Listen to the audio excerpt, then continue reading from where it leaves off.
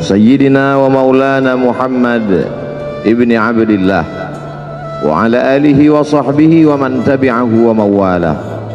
أشهد أن لا إله إلا الله وحده لا شريك له وأشهد أن سيدنا محمدا عبده ورسوله لا نبي بعده. اللهم صل على سيدنا محمد النبي الأمي وعلى آله وصحبه وبارك وسلم.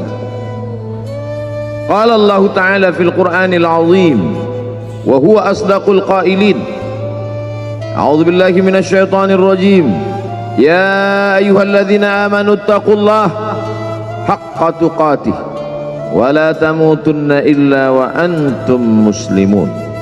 وقال تعالى في آية أخرى: يا أيها الذين آمنوا اتقوا الله وقولوا قولا سديدا يصلح لكم أعمالكم ويغفر لكم ذنوبكم ومن يطع الله ورسوله فقد فاز فوزا عظيما.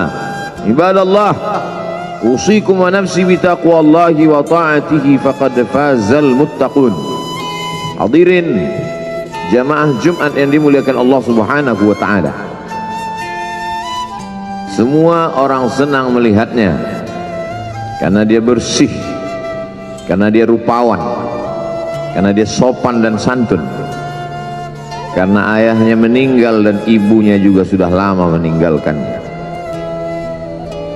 Orang kasihan melihatnya, maka karena kesenangan hati mereka, mereka sendiri yang memberikan gelar untuknya yang belum pernah mereka berikan kepada orang sebelum dia.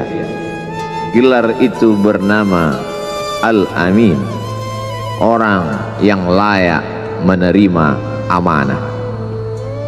Amin diambil dari 3 huruf, alif, mim, nun. Dari kata alif, mim, nun muncullah kata amanah. Orang yang mampu menerima amanah disebut Al-Amin. Kita mengatakannya jujur. Lawan daripada amanah adalah khianah, al-khain, pengkhianat.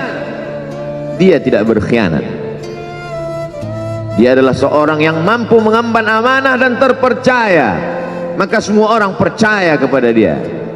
Dari alif, mim, nun juga akar yang sama dengan iman, akar kata yang sama dengan iman, maka iman berarti percaya. Dia adalah orang yang dipercaya karena memang dia mampu mengemban amanah. Kapan kebencian itu datang?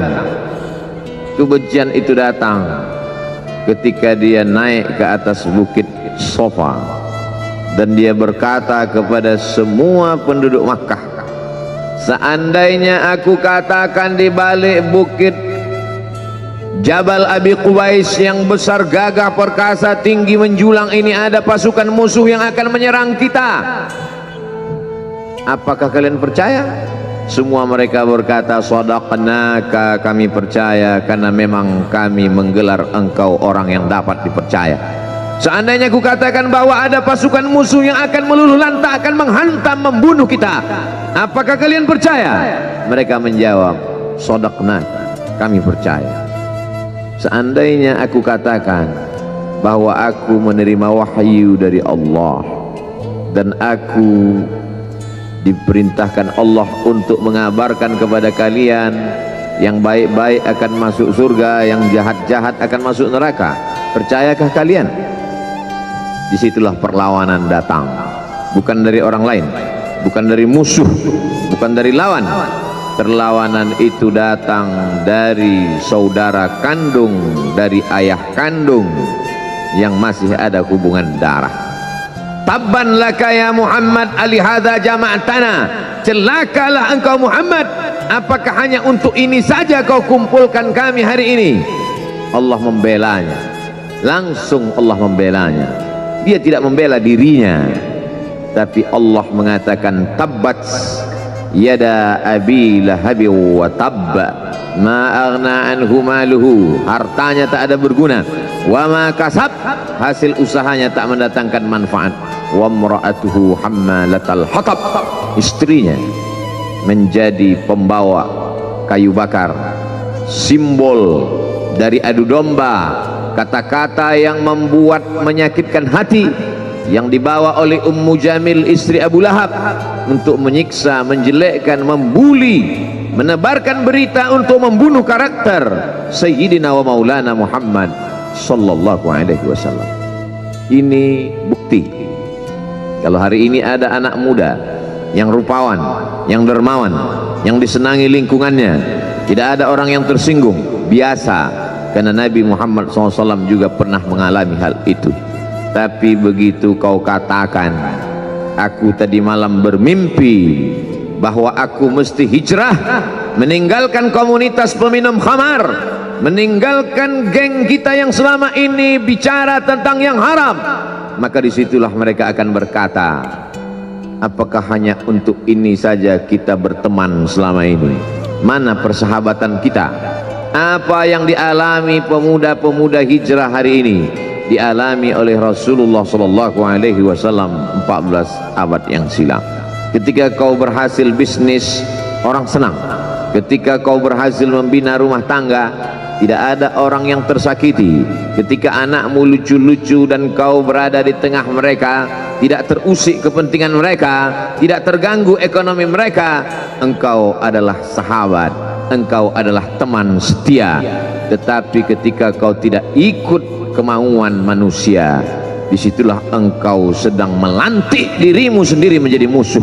Maka Allah kuatkan hatimu. Wa in tuti' aktsara man fil ardi, kalau kau ikut kebanyakan orang di atas muka bumi, yudilluka an sabilillah, mereka hanya akan menyesatkan engkau dari jalan Allah subhanahu wa ta'ala. Tapi api itu tidak pernah padam. Kalau dia padam, maka berakhirlah dakwah Islam. Dia terus bergelora, dia terus menyala, dia terus membakar kemunafikan, membakar kemusyrikan, sampai akhirnya embargo pun tiba. Jangan ada yang mau bergabung dengan kelompok Muhammad sallallahu alaihi wasallam. Jangan ada yang mau berkirim makanan, jangan ada yang mau berdagang, jangan ada yang mau menjalin transaksi. Mereka ingin membunuh secara perlahan-lahan. Jangan beli produknya, jangan duduk bersamanya, jangan berteman dengan dia. Kenapa kamu mau berfoto dengan dia? Kenapa kamu mau bergambar dengan dia? Kenapa kamu masih mau mendengar ceramah dia? Adakah orang yang mengalami hal itu hari ini? Adakah ketakutan-ketakutan dari hamba Allah yang mengatakan Allahu Akbar, Allah Maha Besar, tapi takut ditinggalkan kawan, cemas ditinggalkan sahabat? Maka itu pernah terjadi pada kelompok Sayyidina wa Maulana Muhammad sallallahu alaihi wasallam. Kalau pembunuhan karakter tidak berhasil, maka ada yang lebih dahsyat daripada itu. Mereka tawarkan dunia beserta isinya. Wallahi, demi Allah wahai paman, demi Allah wahai Abu Talib, law wada'u syamsa fi yamini wal qamara fi yasari, andai mereka letakkan matahari di tangan kananku, bulan di tangan kiriku, ala an atruka hadzal amr, supaya aku tinggalkan dakwah ini, aku tidak akan meninggalkannya. Bujuk rayu mulai tiba. Itu terjadi pada diri Nabi Muhammad sallallahu alaihi wasallam. Kalau kau tidak mempan dimusuhi, kalau kau tidak mempan dirangkul, kau akan dipukul. Kalau kau tidak mempan dipukul, kau akan dirangkul. Berbagai macam cara, dari mulai yang paling keras sampai yang paling lembut, dari mulai yang paling lembut sampai yang paling keras, sampai akhirnya tempat bergantung itu hilang, lenyap, musnah. Ada dua tempat bergantung: saudara kandung ayah Abu Talib. Mereka tidak mengusiknya karena dia keponakan Abu Talib. Abu Talib anak Abdul Muttalib, Abdul Muttalib anak Hashim, Hashim anak Abdi Manaf, Abdi Manaf anak Qusay, Qusaylah pendiri Darun Nadwah. Mereka keturunan darah mulia dari Adnan. Adnan menerima tetesan darah dari Ismail, Ismail anak kandung Ibrahim alaihissalam. Jangan ganggu dia karena dia keponakan Abu Talib. Masih ada backing.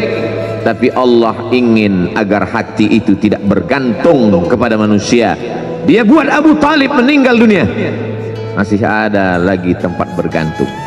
Dia yang dulu ketika kedinginan datang, dia yang menyelimuti. Yang dulu ketika ketakutan datang, dia yang menenangkan. Dia datang menemui Waraqah ibnu Naufal. Waraqah berkata, Namus, malaikat yang pernah datang kepada Ibrahim, yang pernah datang kepada Musa, yang pernah datang kepada Isa, sekarang dia datang kepada suamimu. Katakanlah, jangan takut, jangan cemas.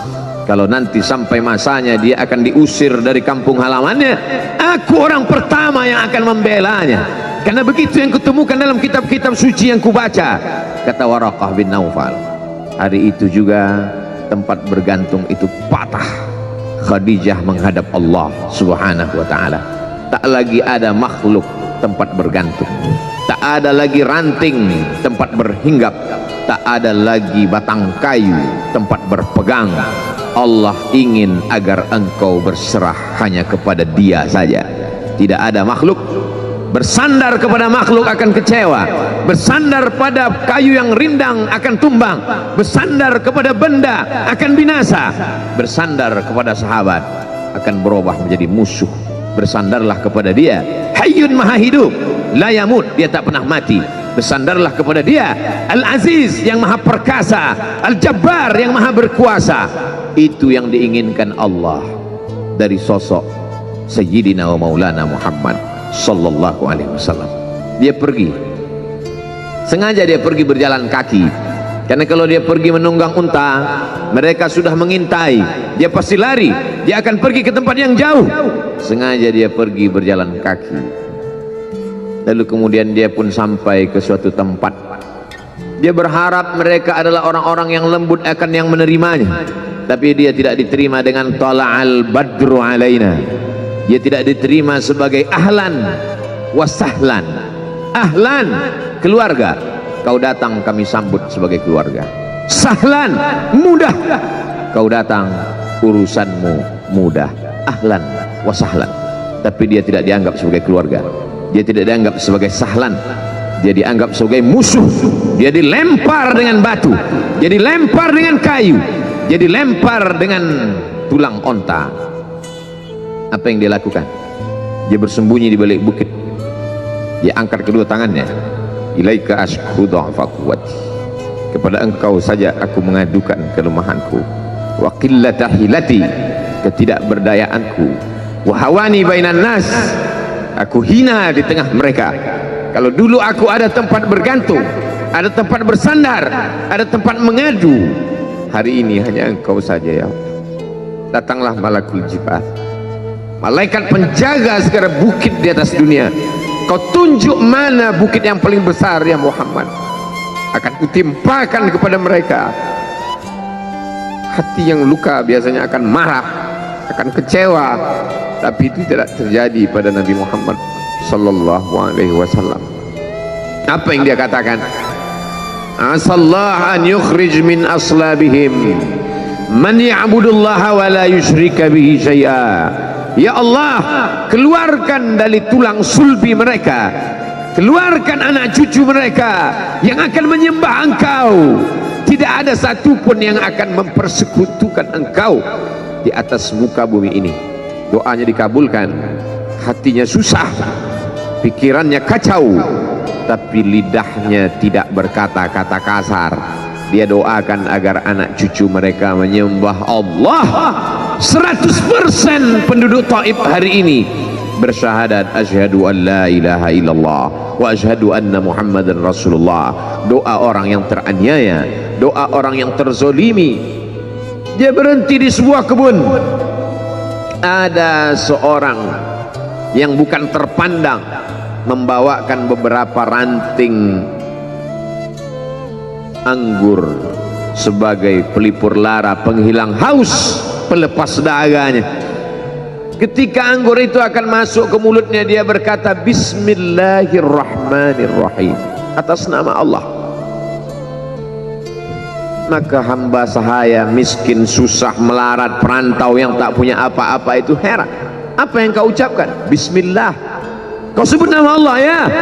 Tidak ada satupun orang di kampung ini kalau makan menyebut nama Allah. Siapa engkau? Aku nabi yang diutus Allah Subhanahu wa ta'ala. Berarti engkau sama dengan orang yang dulu pernah berada di kampungku. Engkau dari mana? Aku dari Ninawi. Ninawi, ya. Di sana ada saudaraku, kata Nabi Muhammad sallallahu alaihi wasallam. Di sana ada saudaraku namanya Yunus bin Matta. Yunus bin Matta adalah saudaraku. Sama-sama hamba yang diutus Allah Subhanahu wa ta'ala. Dia juga diingkari oleh kaumnya. Dia masuk ke dalam lautan, ditelan seekor ikan dalam 3 kegelapan. Gelapnya tengah malam, gelapnya lautan, gelapnya perut ikan. Dia berserah kepada Allah. La ilaha illa anta subhanaka inni kuntu minal zalimin. Begitu cara Allah mengingatkan Nabi Muhammad sallallahu alaihi wasallam. Apa yang kau rasakan hari ini belum ada apa-apanya dengan apa yang pernah dirasakan oleh Yunus bin Matta. Mendengar itu langsung saja Addas bersimpuh sujud mencium lutut Nabi Muhammad sallallahu alaihi wasallam. Dia tidak mulia, dia hamba sahaya, dia miskin, dia perantau, tapi dia sempat mencium tangan Nabi Muhammad sallallahu alaihi wasallam. Dia sempat menghilangkan dahaga dari leher Nabi Muhammad sallallahu alaihi wasallam. Pertemuan yang berkesan. Biarlah pertemuan itu sekali, tapi sampai ke lubuk hati. Untuk apa pertemuan yang berulang kali tapi hanya sampai di tepi bibir, hanya basa-basi? Nabi sallallahu alaihi wasallam kembali, dia pulang. Di tengah perjalanan dia mendengar, qul, katakan, uhiya ilayya annahu istama'a nafarun minal jin. Ada sekelompok jin. Jin itu berkata, inna sami'na qur'anan ajaba. Kami mendengarkan bacaan Al-Quran ajaba, menakjubkan, ajib.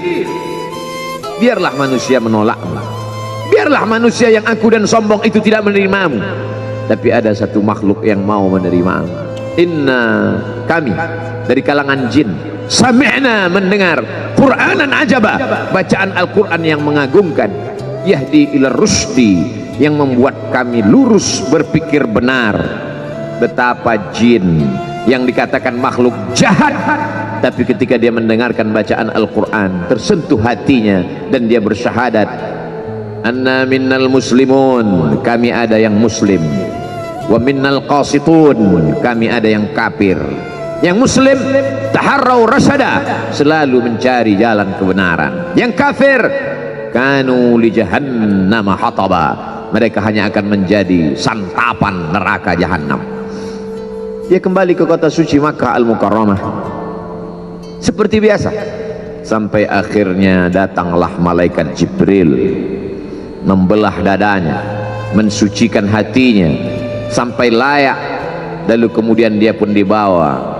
Subhanalladzi asra bi'abdihi lailan, maha suci Allah yang memperjalankan hambanya pada suatu malam, minal masjidil harami ilal masjidil aqsa, dari Masjidil Haram ke Masjidil Aqsa, alladzi barakna haulah, kami berkahi sekelilingnya. Untuk apa?